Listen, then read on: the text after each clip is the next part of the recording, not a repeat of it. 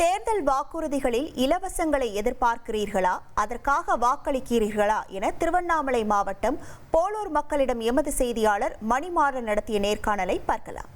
இன்னைக்கு டிகிரி படிக்காத வீடுங்களே இல்லை. எல்லா வீட்லேயும் டிகிரி படித்த ஸ்டூடெண்ட் இருக்கிறாங்க. படித்தவங்களுக்கு வேலை வாய்ப்பு கொடுங்க. நீங்கள் கொடுக்குற இலவசங்களால் யாரும் வாழ்க்கை வாழ்வாதாரம் மேம்படுத்தலை. வேலை வாய்ப்பை ஏற்படுத்துங்க.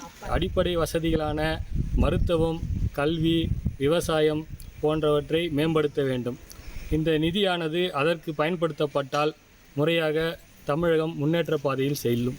அரசு நிதியை முறையாக பயன்படுத்தணுங்க. ரோடு வசதி இல்லாமல் இருக்குது, குடிநீர் வசதி இல்லாமல் இருக்குது, தெருவில் மின்விளக்குகள் இல்லாமல் இருக்குது. எங்களுக்கு இலவச பொருட்கள் எதுவும் தேவையில்லைங்க. எங்களுக்கு இந்த மாதிரி வசதி ஏற்படுத்தி தரலாங்க. நான் சட்டக்கல்லூரி படிச்சுட்டு இருக்கேன்.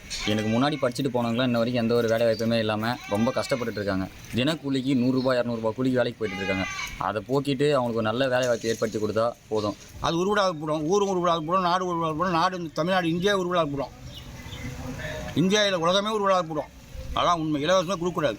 பிள்ளைங்களுக்கு கல்வி உதவித்தொகையும் திருமண உதவித்தொகையும் அப்படியே நிறுத்தப்பட்டிருக்குது. அதை கொடுக்கறதுக்கு இது பண்ணீங்கன்னா எல்லாரும் ஏழை மக்கள் நிறைய பேர் இருக்காங்க.